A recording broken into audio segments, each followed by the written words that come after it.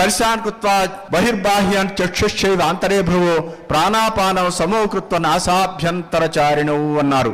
శబ్ద స్పర్శ రూప రసగంధాలని ఈ 5 ఇంద్రియ విషయాలని బయటే విడిచిపెట్టి కళ్ళుని భ్రూమధ్యంలో పెట్టి పైకి శ్వాస తీసుకునే దాని పేరు ప్రాణం, కిందకి శ్వాస నిధులు పెట్టేది అపానం.